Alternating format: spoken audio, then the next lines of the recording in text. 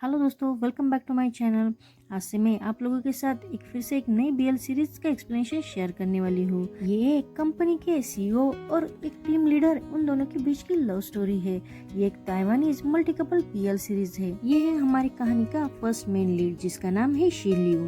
ये Ji Charang metal work and design studio में बहुत एक्सलेंट काम करता है, इसलिए ये एक टीम लीडर है। और शी लियू जिस डिजाइन स्टूडियो में काम करता है उस स्टूडियो का ये सीईओ है, जिसका नाम है जिन यू जेन। ये अभी भी सीईओ बना है। एक्चुअल में स्टोरी की शुरुआत में हमें पता चलता है कि शी लियू जिस स्टूडियो में काम करता है उस स्टूडियो बैंकरप्ट हो गया था, इसलिए उसके ओनर ने ये स्टूडियो अब जिन यू जेन को हैंड ओवर किया है। तो अब यू जेन ही उस स्टूडियो का सीईओ है और शी लियू उसके अंडर काम करने वाला एक टीम लीडर। तो चलो हम बिना देरी किए ही एपिसोड की शुरुआत करते हैं। एपिसोड की शुरुआत में हमें शी लियू का वॉइस ओवर सुनाई देता है, जो यूजिन को देखते हुए बहुत गुस्से से कहता है एग्जैक्टली वही डे है जिस दिन मैं ऐसे अजीब इंसान से मिला हूँ। और तभी हमें यूजिन का भी वॉइस ओवर सुनाई देता है, जो खुद से ही कहता है एग्जैक्ट ये वही डेट है जिस दिन मैं इस इंसान से मिला हूँ। मैं उस इंसान को कभी नहीं भूल सकता। एक्चुअली मेरा फर्स्ट इम्प्रेशन उस इंसान पर। और तभी हमें पास्ट का एक सीन दिखाया जाता है जहाँ वो दोनों भी एक दूसरे को बस देखे ही जा रहे थे। तभी फिर से हमें शी लियू का वॉइस ओवर सुनाई देता है, जो यूजिन को देख कर कहता है ये बहुत ही परेशान करने वाला है। कहानी की शुरुआत में हम देखते हैं कि कियान सिकी और शी लियू को मिलने के लिए स्नैक्स लेकर उनके रूम पर आ जाती है। वो सिकी को स्नैक्स थमाकर फ्रिज की तरफ जाकर देखती है और तभी शी लियू करके आवाज देने लगती है। शी लियू कपड़े पहनते हुए नीचे आता है और तभी वो कियान को देखकर कहता है तुम यहाँ फिर से क्यों आ गई हो। तभी कियान उसने जो स्नैक्स लाया था उसकी तरफ इशारा कर देती है। उसे देखकर शी लियू कहता है तुम हमेशा ही मेरे लिए ऐसे लेट नाइट स्नैक्स लाती हो, क्या तुम मुझे गोल मोटल बनाना चाहती हो। तभी कियान उसे टीज करते हुए कहती है अरे तुम पहले से ही बहुत गोल मोटल हो, तो और बन जाओगे तो उसमें कुछ बुरी बात नहीं है। ये बात सुनकर शी लियू कहता है तुम तो।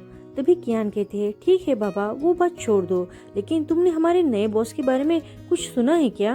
वो कैसे इंसान है? क्या हमारे बॉस ने तुम्हें उनके बारे में कुछ भी नहीं बताया है? तो शी लियू उसे कहता है हाँ बताए ना, मेरे बॉस ने मुझे न्यू ईयर डे पर कॉल किया और कहा हैप्पी न्यू ईयर और कंपनी बिक चुकी है।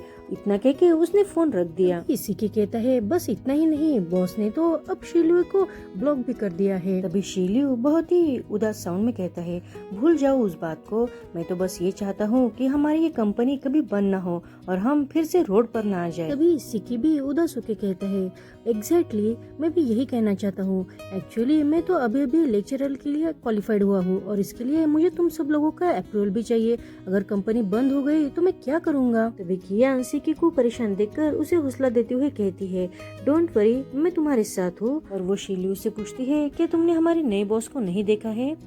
तो शी लियू उसे कहता है तुम जब कल काम पर जाओगी तब उन्हें देख लेना। तभी हमें उन सब का बॉस यानी यूजिन दिखाई देता है, जिसने हाथ में ग्लव्स पहने हुए थे और वो सब चीजों को स्प्रे कर रहा था। वो अपनी सारी चीजें बहुत ही साफ कर रहा था और वो सही रखी हुई है या नहीं वो भी देख रहा था। उसने तो शॉवर लेते समय भी ग्लव्स पहने ही रखे थे। तभी फिर से सीन चेंज होता है और शी लियू कियान से कहता है आई होप हमारे नए बॉस बहुत ही अच्छे हो।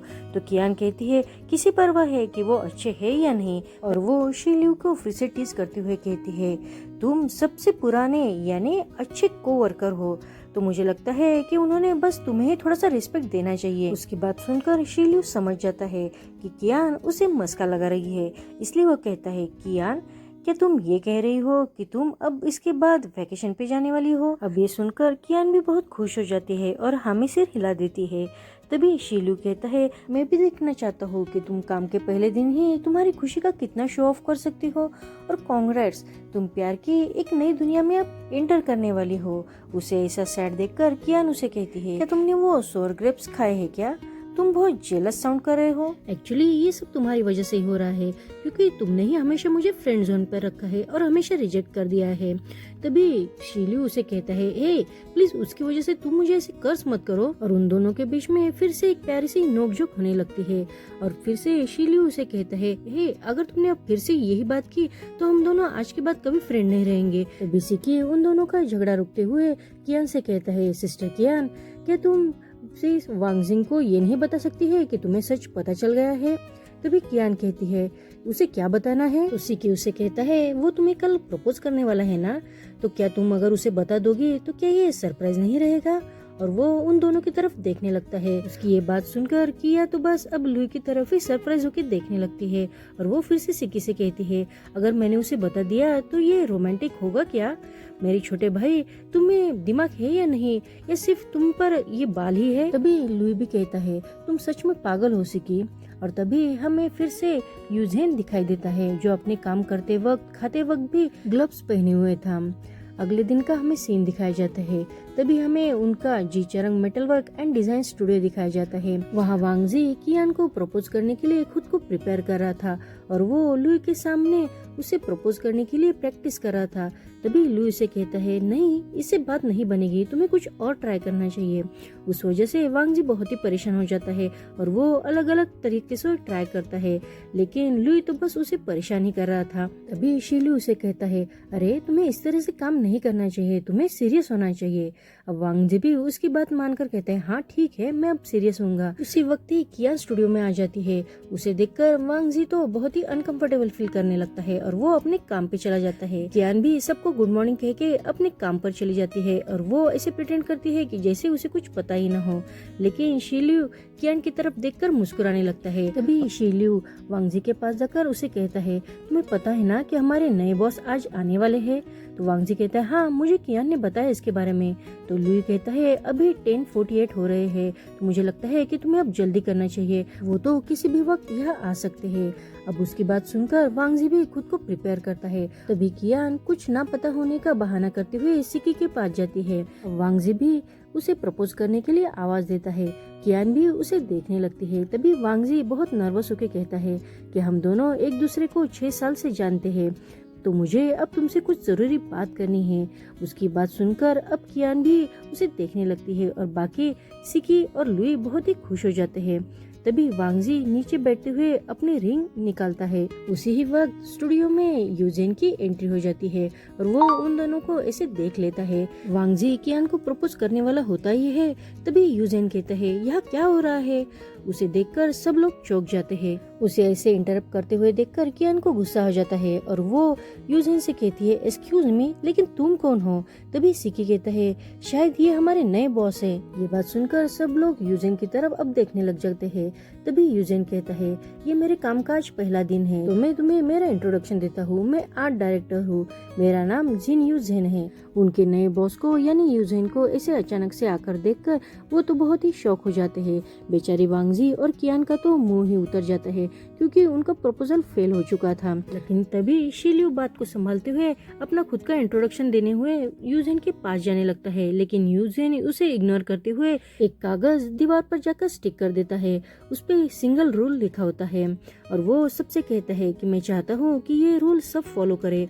अब उसके जाने के बाद सब जल्दी से जाकर वो रूल देखने लगते हैं। उस पर लिखा होता है स्टूडियो में काम करने वाले किसी भी वर्कर को लव रिलेशनशिप अलाउड नहीं है। अगर कोई ऐसा करता है तो उन्हें जल्दी से रिजाइन करना होगा। अब ये रूल जिंग और कियान देख लेते हैं। उसे देखकर तो जिंग बहुत ही शॉक हो जाता है, लेकिन कियान उसे हौसला देने के लिए कहती है जिंग तुम्हें पता है ना कि हम दोनों कुछ भी प्रॉब्लम सॉल्व कर सकते हैं, तो हम ये भी प्रॉब्लम सॉल्व करेंगे। लेकिन जिंग उसकी एक भी बात नहीं सुनता और वहाँ से भागने लगता है। अब सिकी और कियान भी उसके पीछे उसे रोकने के लिए जाते हैं। उनके जाने के बाद अब शील्यू भी वो रूल पढ़ने लगता है और पढ़ने के बाद वो सीधा डायरेक्टर के केबिन में जाता है। उसके टेबल पर वो रूल्स का कागज रखते हुए कहता है ये सब कुछ क्या है। लेकिन यूजेन तो बस अपना सब सामान साफ करने में ही लगा हुआ था। लेकिन तभी वो शील्यू से कहता है मुझे नहीं लगता कि मैंने कुछ डिफिकल्ट लिखा होगा, लेकिन मैं फिर भी तुम्हारे लिए ये एक्सप्लेन करके बताता हूँ। जो शादी करना चाहता हो या रोमांटिक रिलेशनशिप में हो उसे ये स्टूडियो छोड़ना पड़ेगा। तभी शील्यू कहता है लेकिन ऐसा क्यों। अब यूजेन उसे रीजन बताने के बजाय उसे कहता है क्योंकि मैं तुम्हारा डायरेक्टर हूँ ना, इसलिए। अब उसकी ये बात सुनकर शील्यू को गुस्सा आ जाता है और वो कहता है अगर तुम हमारे डायरेक्टर भी हो फिर भी इसका मतलब ये नहीं है कि तुम कुछ भी रूल बनाओगे।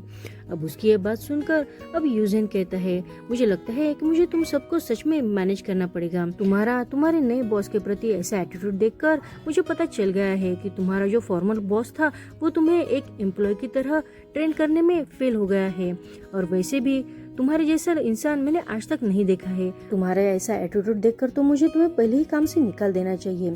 तभी शिल्यू भी अब गुस्से से कहता है, तुम ये सब इसलिए कह रहे हो क्योंकि तुमने अभी तक हमें समझा ही नहीं है। तुमने यहाँ आकर काम के पहले दिन ही सब माहौल खराब कर दिया है। अगर तुम तुम्हारे कोवर्कर को बिना समझ के चलोगे तो तुम एक अनसक्सेसफुल मैनेजर बनोगे। लेकिन यूजेन पर लुई की बात का कोई असर नहीं होता और वो कहता है, मैंने तुम्हें सुन लिया है, ये मेरा ऑफिस है तो तुम अब यहाँ से जा सकते हो। लेकिन अब शिल्यू भी गुस्से से कहता है, और मैं भी यहाँ का टीम लीडर हूँ। उसकी ये बात सुनकर अब यूजेन उसे देखने लगता है और उसे कहता है, तुम शिल्यू ही हो ना? तो भी शिल्यू कहता है, हाँ मैं हूँ, तो क्या हुआ? तो यूजेन उसे कहता है, तो तुम्हें पता ही होगा कि अब इस कंपनी का मैं ही इकलौता ओनर हूँ। तभी शिल्यू कहता है, हाँ तुम रिच हो इसलिए तुमने ये कंपनी खरीद ली है, इसमें क्या बड़ी बात है? तभी यूजेन कहता है, तुम्हारा जो फॉर्मल बॉस था वो तो बैंक करप्ट होने के कारण पहले ही भाग गया है। उसकी ये बात सुनकर अब शिल्यू को बहुत ही गुस्सा आ जाता है, लेकिन यूजेन बस उसे टीज करने के लिए स्माइल करने लगता है। तभी शिल्यू गुस्से से जाते हुए कहता है, मैं तुम्हारे बारे में ऊपर रिपोर्ट करूंगा। उसकी ये बात सुनकर यूजेन कहता है, अरे शौक से करो, वैसे भी ये कंपनी बर्बाद होने वाली है। अगर तुम ऊपर रिपोर्ट करोगे तो मेरे लिए ये कंपनी बंद करने में बहुत ही आसानी हो जाएगी। थैंक यू मेरा काम आसान करने के लिए। अब शिल्यू गुस्से से कहता है, अगर तुम ऐसे ही रहोगे तो यहाँ कोई भी एम्प्लॉय काम नहीं करेगा। तभी यूजेन कहता है, तुम्हें उसके बारे में फिक्र करने की कोई जरूरत नहीं है। मैं इस कंपनी का सीईओ हूँ तो इसके बारे में मैं फिक्र कर सकता हूँ। मैं यहाँ नए लोग हायर करूँगा। शिल्यू उसकी बात सुनकर कहता है, तुम्हारे इस नए रूल के साथ यहाँ कौन काम करना चाहेगा? तो यूजेन उसे कहता है, जो लोग मेरे इस नए रूल के साथ यहाँ काम करेंगे वो सच में एम्बिशियस होंगे।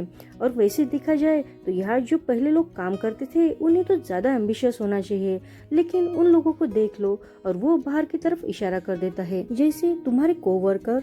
अब शिल्यू कहता है, तो तुम्हें पता है कि अभी अभी बाहर क्या हुआ है? तो यूजेन उसे कहता है, अभी अभी बाहर क्या हुआ है इसका मुझसे कोई मतलब नहीं है। उसकी यह बात सुनकर अब लुई बहुत ही गुस्सा हो जाता है और वो कुछ कह पाता उससे पहले ही यूजेन उसे कहता है, अरे तुम तो बहुत गुस्से में दिख रहे हो। और वो धीरे धीरे लुई की तरफ जाने लगता है और उसे कहता है, मैं जानना चाहता हूँ कि तुम इतना गुस्से में क्यों हो? क्या तुम भी एक रोमांटिक रिलेशनशिप में हो? उसकी ये बात सुनकर लुई उसे रोकते हुए कहता है, अगर मैं रिलेशनशिप में हूँ या नहीं हूँ इसका तुमसे कोई संबंध नहीं है। उसकी ये बात सुनकर यूजेन कहता है, हाँ तुम सही कह रहे हो और अब तुम यहाँ से जा सकते हो। और वो जाते वक्त प्लीज ये कागज जहाँ था वही स्टिक कर देना मेरे लिए। उसकी ये बात सुनकर अब शिल्यू बहुत गुस्से से बिना उस कागज को लिए वहाँ से चला जाता है।